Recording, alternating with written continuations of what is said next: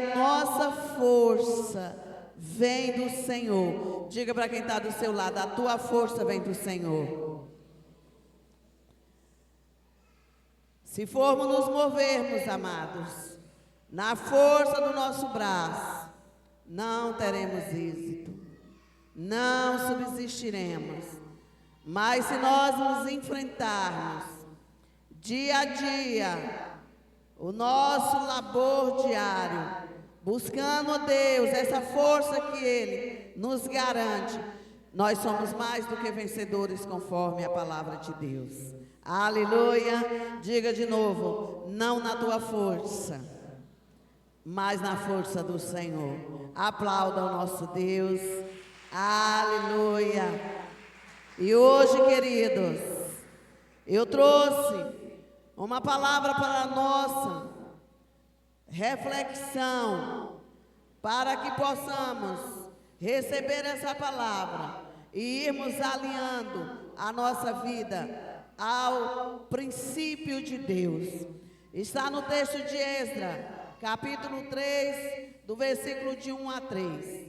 Esdras, capítulo 3, versículo de 1 a 3. As professoras. Amém. Amém? Está aqui Glória a Deus. Diz assim, queridos: quando chegou o 7º mês, estando já os filhos de Israel nas suas cidades, ajuntou-se o povo como um só homem. Diga: ajuntou-se o povo como um só homem. Amém. Em Jerusalém. Então se levantou Jesua, filho de Josadaque, com seus irmãos, os sacerdotes. Diga: os sacerdotes. E Zorobabel, filho de Seutiel, e seus irmãos, e edificar o altar do Deus de Israel. Diga: edificar o altar do Deus de Israel, para oferecerem sobre ele holocausto, como está escrito na lei de Moisés, homem de Deus. Colocaram o altar sobre a sua base, pois o terror do povo estava sobre eles. O povo da terra, preste atenção, havia um clima de ameaça, havia um clima de terror. E eles ali estavam levantando o altar ao Senhor. Colocaram o altar sobre a sua base, pois o terror estava sobre ele por causa dos povos da terra. E ofereceram sobre ele o holocausto ao Senhor, pela manhã e à tarde. Baixe a sua cabeça mais um minuto. Peça ao Espírito Santo que ministre ao seu coração. Pois ele diz: eu enviei a minha palavra. E quando Deus envia a sua palavra, é uma palavra que salva, é uma palavra que liberta, é uma palavra que transforma, é a palavra que dá uma nova vida em Cristo. Pai, nós te louvamos pela tua palavra, nós te rendemos graça, porque o Senhor, Pai, o Espírito Santo deixou ela para nos conduzir, para nos ensinar, para nos exortar, para nos edificar, para nos sarar e para nos conduzir ao arrependimento e uma nova vida. E a igreja diga amém e aplauda o nosso Deus. Aleluia, aleluia. Amados, nós falamos muito em adoração e nós ainda temos em nossa mente o conceito de que adoração é quando nós estamos entoando o cântico. Estivemos agora entoando cânticos espirituais ao Senhor. belíssimos, letras bíblicas, que fala ao nosso espírito, ministrada aqui por mulheres de Deus e homens de Deus. Mas, amados, a adoração a Deus está ligado ao ato de renúncia, diga renúncia, sacrifício e santidade. Queridos, quando nós vamos para as Escrituras, quem primeiro edificou um altar ao Senhor foi Abel. Está em Gênesis 4, há poucos dias atrás, eu ministrei aqui sobre a vida de Abel. Diz o verso 4, que Deus recebeu Abel, que era um homem justo, e por conta da sua vida justa, ele sofreu e teve a sua vida ceifada. Diz lá que Abel ofereceu um melhor sacrifício do que seu irmão Caim. E com isso Deus se agradou do sacrifício, da oferta de Abel. E com isso se levantou a oposição do seu irmão, da qual Deus não recebeu Caim.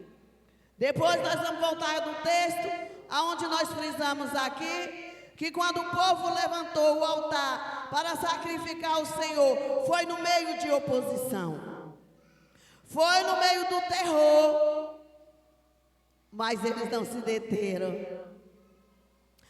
Assim deve ser nós, os filhos de Deus. Por que nos determos em nossa vida de andar com Deus, de santidade, de renúncia? Por quê? Se sabemos quem nos chamou, e aquele que nos chamou é poderoso para nos guardar. Você crê nisso? Você crê nisso?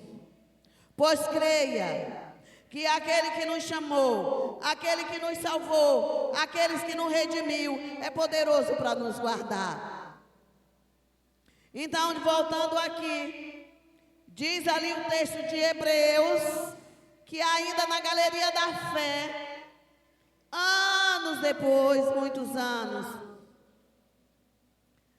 ele é citado, aonde diz aqui, né, pela fé, Abel ofereceu a Deus maior sacrifício do que Caim, pelo qual alcançou testemunho de Deus, de que era justo, dando Deus testemunho dos seus dons, e por ela, depois de morto, ainda fala. Morreu, mas está na história, e a prova é que nós estamos citando e que temos ela nas Escrituras, para olharmos, para aprendermos e para imitarmos, amados. Tudo que está nas Escrituras é para nortear a nossa caminhada, é para nortear o nosso caminho com Deus. Não basta você dizer eu sou de Deus. Não basta você carregar esse nome nos lábios. Quem vai dizer que você realmente é de Deus são os seus frutos, são a sua vida, é o seu viver diário, é quem diz quem você é. Amém? Então diga para o seu irmão, o seu viver diário é quem vai testemunhar se você é um homem ou uma mulher de Deus. Então, meus irmãos, se você não testemunhar de Cristo pelos seus atos de justiça, Abel testemunhou com seus atos de justiça, era justo. Fique com sua boca calada. Porque se você não testemunhar que você é um homem ou uma mulher de Deus, com a sua vida, pode fechar a boca. Diga misericórdia. Eu sei que aqui todos são homens e mulheres de Deus, amém? E quem não for, hoje vai sair daqui como um homem e uma mulher de Deus, amém? Então aplauda o nosso Deus, aleluia! Então, o primeiro altar de adoração na Bíblia foi a vida de Abel. Ele era justo. Quando eu disse que a adoração vai muito mais do que cânticos, e trouxe aqui esse primeiro exemplo de Abel, é porque, amado, a nossa vida de renúncia, a nossa vida de sacrifício e santidade, ela tem um preço. E ele pagou o preço pela sua vida justa. Mas Deus o recebeu na terra e no céu. Glória a Deus. Deus não recebeu a sua oferta. Deus recebeu a sua vida. A vida dele é que foi a oferta agradável a Deus. Por isso que o fruto que ele ofertou a Deus chegou como aroma suave. A Bíblia diz que nós exalamos o bom perfume de Cristo. Amém? Então, o bom perfume de uma vida justa chegou às narinas de Deus. E Deus o recebeu. A vida dele. Ele foi a oferta. Glória a Deus. Então, foi levantado por esse homem justo. Amados, na nossa caminhada cristã, de tempos em tempos, queridos, cadê as professoras? Encaminha as crianças para a sala, lá para a sala das crianças. Viu? Encaminham lá, nós temos a sala das crianças. Hã? Veja lá. Amém? De tempos em tempos, corremos risco de termos o nosso altar em ruínas. E o cachorro também. Viu? Quando a palavra de Deus está sendo ministrada, nada pode interromper. Não tem horário e momento mais sagrado, irmãos, do que o momento que a palavra de Deus está sendo liberada. É por isso que nós temos salas bem equipada com excelentes professores para receber as nossas crianças, aonde elas serão ministradas aos corações dela de acordo com a sua idade. Amém? Glória a Deus. Aleluia. Então, meus amados, de tempo em tempo, corremos risco de termos o nosso altar em ruína. A nossa caminhada cristã, ela tem os desafios diários, que se chama, muitos desses desafios é resultado de pecados. Vamos seguindo a caminhada e muitas vezes nós nos acostumamos na caminhada cristã, abandonando a nossa vida, a nossa disciplina de oração, do nosso momento a sós com Deus, da nossa veneração ao nosso Deus. E com isso vamos endurecendo os nossos corações e vamos alimentando pecados nas nossas vidas.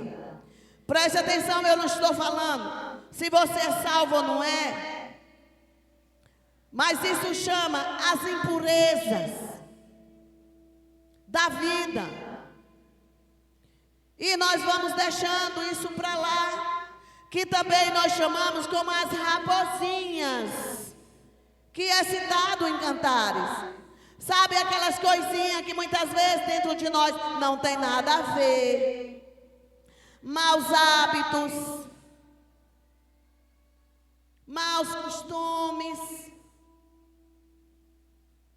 E vamos perdendo o temor a Deus na caminhada. E a Bíblia diz que o temor a Deus é o princípio da sabedoria. E com isso nossos corações vão se cauterizando. e vamos alimentando.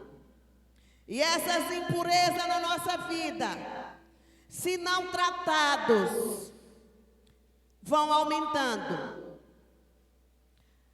E vão aumentando e vão crescendo. E se tornam raposas adultas. E se você não combateu as raposinhas, os pecadinhos, como você vai combater o pecado adulto? É aquele pecado que às vezes já se concretizou. Antes, é só a vontade de ver, digamos assim, algum site pornográfico. Ai, meu Deus, o sangue de Jesus tem poder, não vou fazer mais isso. Ou algumas coisas imorais, alguns pensamentos imorais. Não vou fazer mais isso, meu Deus, meu Deus. Depois volta de novo. Depois volta. Quando vê, ele saiu da tela e ele já colocou em prática. E isso, amados, são em várias áreas da nossa vida. Vê uma mulher ou um homem bonito, a mulher casada, ou mesmo as que não são. Eu vou dar só aquela olhadinha. Eu não sou cego. Mas depois volta de novo, volta de novo, volta de novo. Depois começa a alimentar isso no dia a dia. Quando vê, saiu só da cabeça e foi para a prática. Queridos, e isso vai levando o nosso altar. Porque altar somos nós. E com isso o nosso altar vai o quê? Vai ruindo. E quando vê, o altar está em ruínas. Eu sempre citei aqui, ninguém cai da fé da noite para o dia. Quando você vê, fulano caiu em pecado, fulano se desviou. Olha, isso já começou há muito tempo. As raposinhas já trabalharam há muitos anos. E ela alimentou as raposinhas. E as raposas cresceram. E quando as raposas cresceram e se tornaram adultas, não teve mais como detê-la. Amados, o nosso altar precisa ser restaurado constantemente. Quem nunca morou numa casa que precisa de restauração num certo tempo da vida, é ou não é? De repente, rachou alguma coisa, você vai restaurar. A nossa vida precisa de restauração. E como que Deus trabalha, igreja, para nos restaurar? Pois eu lhe digo, através da palavra.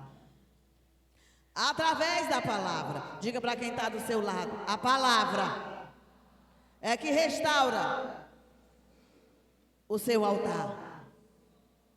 Quando estamos aqui ministrando uma palavra que Deus enviou como congregação, Deus está falando comigo, com você. Quando você está lendo as Escrituras, porque nós nos alimentamos da palavra, é ela que nos fortalece. Deus está falando com você. E aí você vai dialogar com Deus, porque a palavra fala com você e você fala com a palavra. A palavra é Cristo. E você vai falar com Cristo. Pai, eu estou com isso na minha vida. Meu Deus, eu estou com esses maus hábitos. Meu Deus, eu preciso de conserto. Eu preciso de mudanças. Eu preciso ser uma cristã melhor, um cristão melhor. Eu preciso ser um filho melhor. Amados, porque a nossa vida ela é como uma escada. Cada dia a gente tem que galgar mais altos, um degrau. Isso é o nosso crescimento, isso é a nossa maturidade. E você não vai galgar esses degraus se você não tirar da sua vida o mau hábito de não ler as Escrituras, de não ter a sua vida de oração, que gera arrependimento em seu coração. Esdras voltou para a restauração de Jerusalém, e com ele o povo que sobreviveram.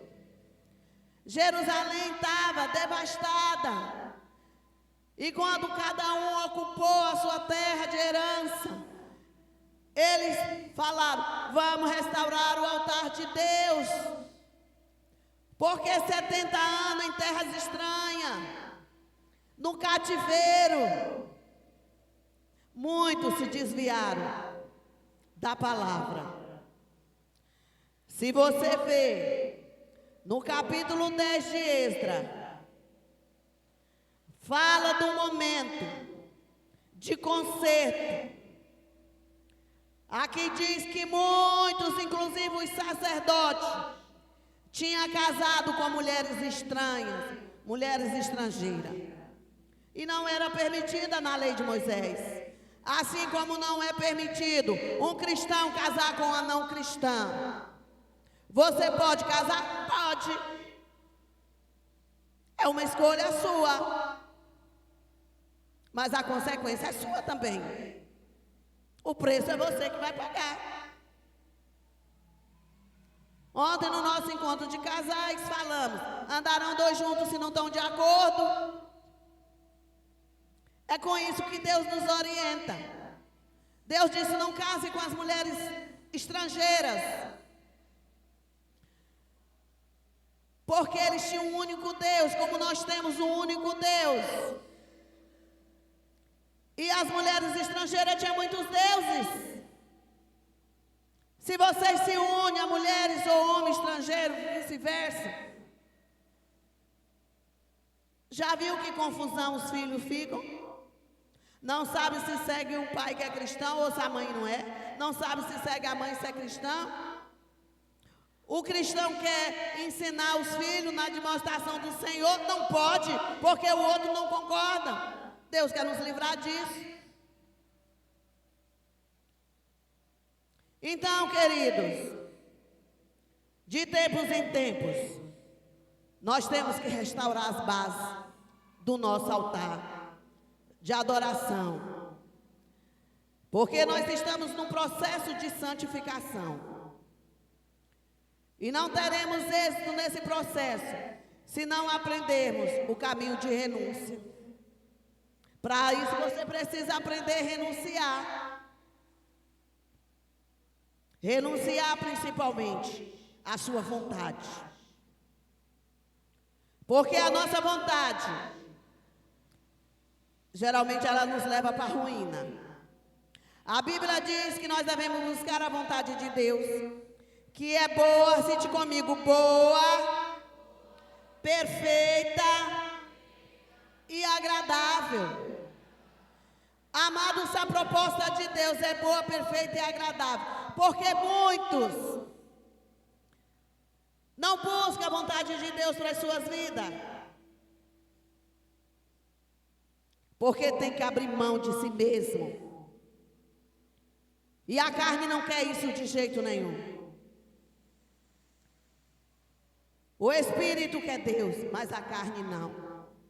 É por isso que a nossa carne tem que ser mortificada todos os dias. Diga: todos os dias. Porque a cada manhã, queridos, ela está bem vivinha. Então, se você ora uma vez por semana, você fica o resto dos dias alimentando a sua carne. Diga: misericórdia. Misericórdia. Então hoje nós estamos falando sobre edificando o altar de adoração. E no capítulo de Esdras 3, o povo se uniram. Diz aí o verso 1, ajuntou-se o povo como um só homem em Jerusalém.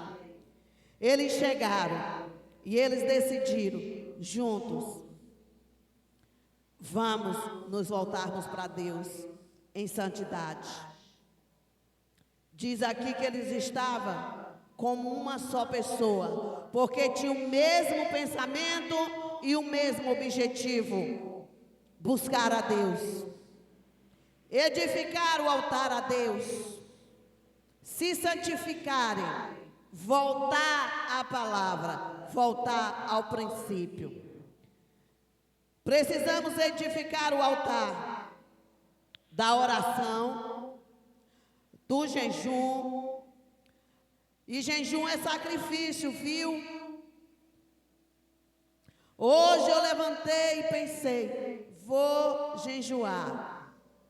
E aí cochilei. Quando acordei, fui direto para o cuscuz. Quando eu vi, eu estava lá no prato de cuscuz. A carne faminta. Eu falei: oh meu Deus, me perdoa. Aí fui me alimentar da palavra. Então é sacrifício. Eu esqueci de colocar o aviso na geladeira. Às vezes eu coloco lá bem grande: jejum. Aí a carne me leva correndo para a cozinha, para o cuscuz, porque eu gosto do cuscuz. Aí quando eu chego lá na cozinha, eu vejo lá na geladeira jejum. Aí eu falo: pronto, carne. Hoje é sacrifício. Entende, irmãos? É sacrifício o jejum. E nós precisamos levantar o nosso altar do jejum. O jejum é o quebrantamento, para nos quebrantarmos, para que a palavra chegue aos nossos corações. Precisamos edificar o altar, meus irmãos, de um bom testemunho. Precisamos edificar o altar do evangelismo, do ID. O ID do Senhor é um imperativo, é uma ordem. E como temos dificuldade de investir no testemunho, de dar o testemunho da palavra, no nosso dia a dia, no nosso ambiente, no nosso trabalho, para onde formos. Sempre tem alguém que está caminhando para a eternidade sem Jesus. Então você sempre tem a oportunidade de estar falando do amor de Jesus. Precisamos levantar, edificar esse altar do ardor, da compaixão pelas vidas perdidas. Precisamos edificar o altar da comunhão uns com os outros. É inaceitável que dentro da congregação tenha irmãos que não se falam, que não se gostam. Irmãos, misericórdia. A Bíblia diz: se você diz que me ama, Deus é que está dizendo, não é a bispa não. Se você diz que me ama, mas não gosta do teu irmão, você está mentindo. A Bíblia diz que você é um mentiroso. Então nós precisamos edificar esse altar do conserto. Precisamos edificar o altar do perdão. Irmão, nós como pastores recebemos tanta afronta. Entristece, é claro, mas eu não sou responsável pelo pecado dos outros. Eu vou prestar conta do meu, então eu vou perdoar, eu vou amar e eu vou seguir a minha vida. Quem quiser ser errado, que seja. Então precisamos edificar o nosso altar do perdão. Intrigas entre família, pais que não conversam com filhos, filhos que não conversam com pais, irmãos que não conversam com o outro. A Bíblia diz: no que depender de você, tenha paz com todos. Tenha paz com todo. Respeite os seus familiares. Bispo, mas eles não são cristãos. E daí? Respeite. Honre. Homens, respeite as sogras. Ah, mas ela é chata. Você quis a filha e não quer a sogra? Não, irmão, não é assim que a coisa funciona, não. O pacote é completo. Não existe ex-filhos, nem ex-irmãos, nem ex-pais. Existe ex-mulher e ex-marido. Infelizmente, também não era para existir, não.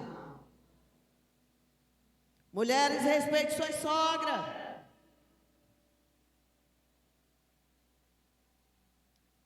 Se ela não merece, mas seu esposo merece. Eu orei muito pela minha sogra. Eu não era boa coisa, nem ela. Mas eu era que carregava o nome de Deus. Então tinha que partir de mim, irmãos. Orei muito. Isso é prova de amor pelo seu cônjuge. Mesmo que seu sogro, sua sogra, sejam pessoas chatas, que tem uns que são. Não conte para ninguém, mas tem uns que são. Faça pelo seu cônjuge. Então precisamos restaurar esse altar. Precisamos restaurar o altar do amor sacrificial. Olha, isso que eu falei tudo é amor sacrificial. Às vezes nós só queremos amar quem é bonzinho conosco. Ai, minha sogra é muito boazinha. Sim, toda pessoa boazinha. É fácil de se amar. O que sacrifício você tem nisso? Que sacrifício você tem dentro da irmandade?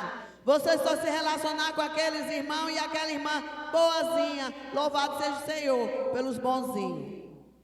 São refrigério e alento. Mas nós precisamos restaurar o altar do amor sacrificial. Suportar aqueles difíceis em amor. Deus não pega leve, não. Deus não pega leve com ninguém. Suporte o marido difícil em amor. Suporte a esposa difícil em amor. Suporte a sogra, o sogro, o irmão.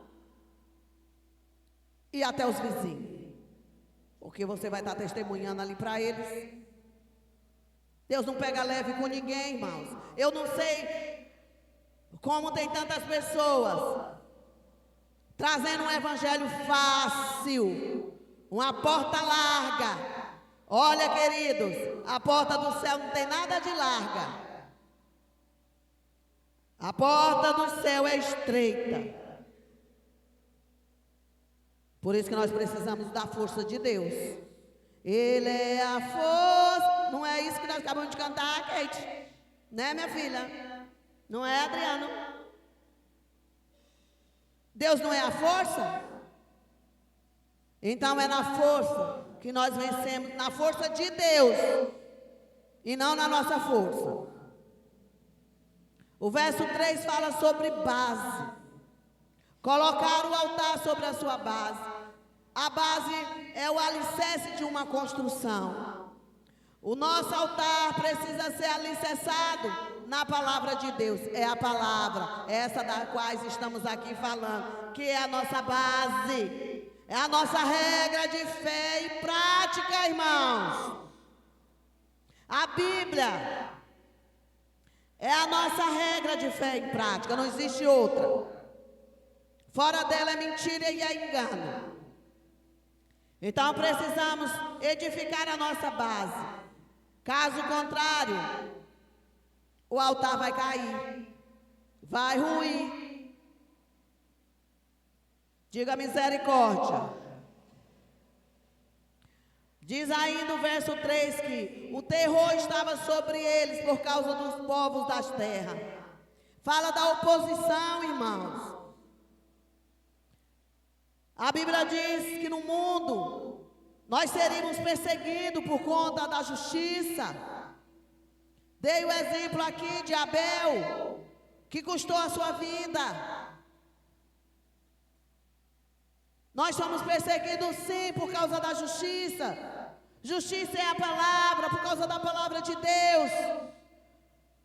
Adolescente santo, né, Marquinhos?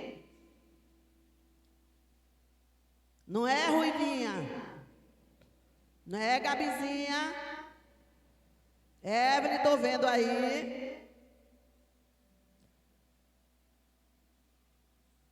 Ai, mas são caretas, são os crentinhos, as crentinhas. Só mesmo, só crentinha mesmo, só crentinho mesmo. Sou de Deus mesmo. Oposição. Aprenda desde cedo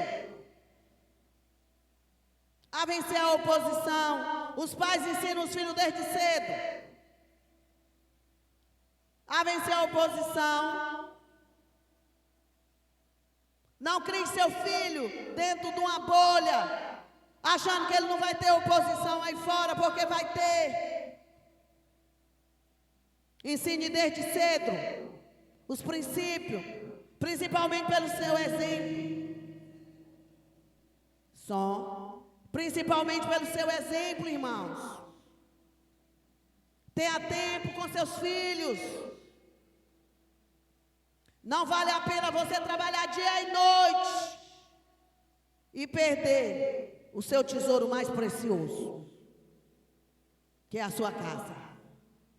Todo mundo precisa trabalhar, você precisa ter tempo para se dedicar aos seus filhos. Por que nós temos uma geração perdida de adolescentes? Por que a maioria dos filhos estão desviados dos crentes?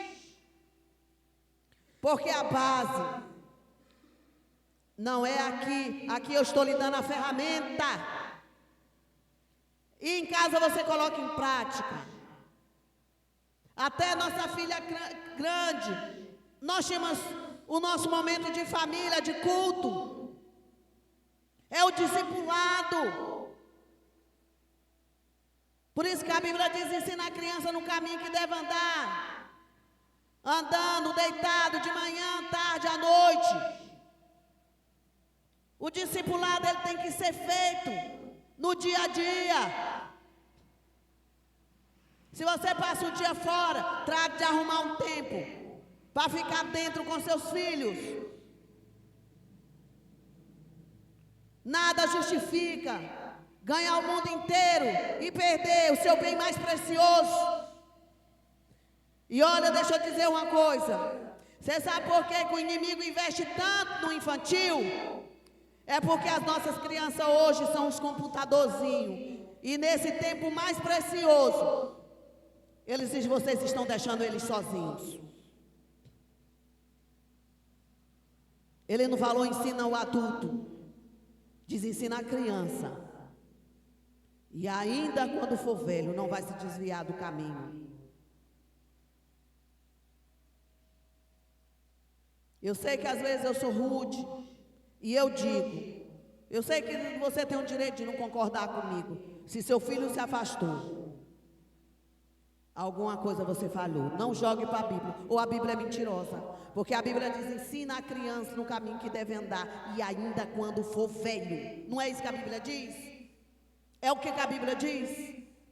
Então houve alguma falha, irmãos? Porque eu criei nessa palavra. E eu me dediquei. E eu posso falar. Porque a coisa que eu mais me dediquei foi na formação da minha filha. E eu orava e eu falava: Deus, como que eu devo fazer para ensinar minha filha a te amar? Deus me dá a direção. A coisa que eu mais orei na minha vida, e vocês já ouviram isso, quem está aqui pela primeira vez vai ouvir. O motivo pelo qual eu mais orei na minha vida não foi para casar, e olha que eu orei 3 anos para casar. mas foi como criar uma filha que Deus me deu para devolver para o Senhor. Mas hoje nós queremos criar nossos filhos, ele recebendo da palavra de Deus só o que eles recebem aqui no culto.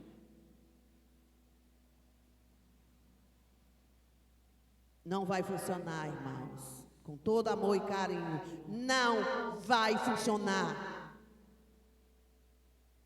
A missão é sua. A missão é sua. Não vai funcionar. Seu filho não precisa de roupas, de excessos de calçados, de brinquedos. Seu filho precisa amar a Deus. E você não vai deitar na sua cama sem saber por onde que eles andam. Sem saber por onde eles andam. Minha filha foi estudar fora 2 vezes. Em Belo Horizonte, depois foi para o Rio. Nunca perdi noite de sono. Preocupada se minha filha estava na gandaia, estava na noitada. Eu sabia que ela tinha temor a Deus no coração. Eu não precisaria ficar vigiando. Nunca precisei ficar vigiando a vida da Vanessa. Oh, amados, nós precisamos restaurar o altar do temor, da diligência. Televisão não é babá, não tem mais isso. É o celular. Celular não é babá para instruir seus filhos. Então, amados, tem oposição. Mas oposição é para ser vencido. É para ser vencido. Se a sua base for firme, você vai edificar o seu altar sem temer as oposições. Aí sim, você mesmo será o altar de adoração. Diga aleluia. Diga eu sou o altar de Deus. Diga acredite nisso e diga agora com fé. Eu sou o altar de Deus. E o altar de Deus é santificado. Deus só aceita o sacrifício desse altar se as bases for firmes. As bases estando firmes, a palavra. O que Jesus falou? A casa construída sobre a rocha. O que acontece com a casa construída sobre as rochas? Vocês não sabem? Vem os vendaval, vem a chuva forte. E o que acontece com essa casa, irmãos? Ela está firme ali, pode vir o vendaval que for. Então, se as nossas bases, você alicerçar as bases da vida do seu filho, pode vir o vendaval que for, está firme, porque está na rocha, está em Cristo. Digam glória a Deus e aplaudam o nosso Deus. Já estamos encerrando. No Monte Moriá, Abraão levantou um altar a Deus e adorou, quando obedientemente ofereceu seu filho ao Senhor. Diz Gênesis 22, 9. E chegando ao lugar que Deus lhe dissera, edificou Abraão ali um altar e pôs em ordem a lenha, e amarrou a Isaque seu filho, e colocou sobre o altar, em cima da lenha. Então, amados, Deus também construiu o seu próprio altar no Monte Calvário. Abraão levantou o altar de sacrifício, ofertando o que ele mais amava, seu filho. Deus disse a Abraão: pega o seu filho a quem você ama, vá ao Monte Moriá e sacrifique ele. Eu vou dar uma palavra para você, mãe e pai. Pegue seu filho, sua filha que você ama, e leve seus filhos a Deus. Leve eles a Deus. Até porque não são nossos. Deus também construiu o seu próprio altar, quando no Monte Calvário levou o seu próprio filho para morrer a favor de muitos, sendo Jesus o sacrifício pela transgressão de todos nós pecadores. Se Deus levantou o seu próprio altar, porque não queremos levantar o nosso altar de adoração, que é uma vida santa, que é uma vida reta, que é uma vida que fala por si. Era isso que Abel foi. A vida dele falava por si. O homem e a mulher de Deus não precisa estar dizendo eu sou crente. Por onde você passar, todos vão saber que você é um homem e uma mulher de Deus, porque não se oculta uma luz no meio das trevas. A luz brilha, igreja. A luz brilha. São as pessoas que chegam e você fala, você é um homem de Deus, você é uma mulher de Deus, você é um jovem de Deus. Sim, porque a luz está brilhando. Então, se por onde você passa, você precisa dizer que é um crente, sua luz não está brilhando. Porque se você conversa com o ímpio, rapidinho você pode dizer para ele, eu posso orar por você. Você pode ouvir. Sim, você, não é assim que diz? Você é crente. Mas se você se junta e só conversa besteira, entra na roda dos escarnecedores, papeia horas e horas, sua luz não está brilhando. Mas hoje Deus está te chamando, amado, para você restaurar o seu altar. A Bíblia diz, examine o homem a si mesmo. Nós vamos ter ceia. Logo mais a Bíblia diz, examine o homem a si mesmo. Se tivermos o hábito de examinarmos as nossas vidas, o nosso altar não vai ruir, muito menos cair. Pode vir uns vendavais. E quando vem uns vendavais, sempre tem estrago. São as lutas. Mas nós somos mais do que vencedores, porque estamos em Cristo e Ele é a nossa força. Você crê nisso? Você crê nisso? E por fim, queridos, você é o altar de Deus. No verso 1 do capítulo 3 diz que todos se uniram no mesmo propósito. Nós como igreja, nós temos chamados, irmãos, para a vida de oração. Nós vamos orar mais como igreja. Nós vamos jejuar mais como igreja. Vamos andar num só coração. Vamos andar num só propósito. Pare de querer andar sozinho. Porque juntos nós venceremos, irmãos. Um ajuda o outro. Um ajuda o outro.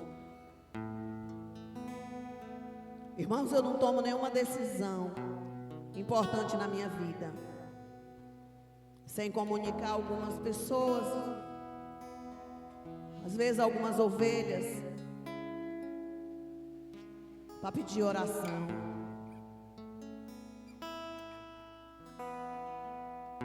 Ore por mim. Quando eu estou com alguma coisa, irmãos, ora por mim. Amados, quantos de nós estão caminhando sozinhos? Ninguém tem que saber da minha vida. Então, carrega suas lutas sozinhos. Porque às vezes as lutas é tão grande, é tão difícil, que nós precisamos. E a Bíblia diz: orai uns pelos outros para que seja curado. Deus nos chama para restaurar o nosso altar. Vamos junto, orando, jejuando. Vamos fortalecer as nossas bases nos fundamentos de Cristo. Vamos nos desviar do caminho mau.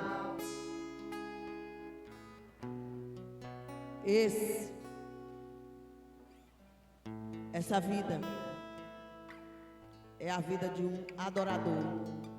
Então, a verdadeira adoração para vocês que são músicos é a vida de vocês. Se a vida de vocês, músico, não for uma expressão de adoração, de santidade, de busca,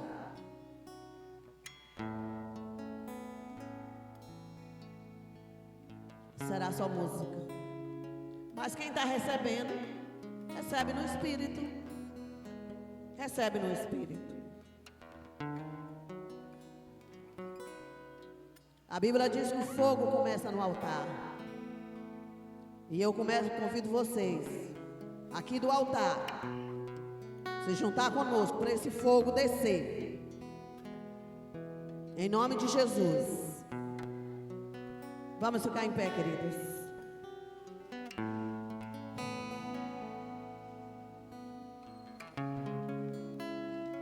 Enquanto o Cris entoa esse cântico, eu te pergunto como que está esse altar. Diga para Deus como está esse altar. Quais são as bases que precisam ser edificadas? Aonde você está deixando brecha?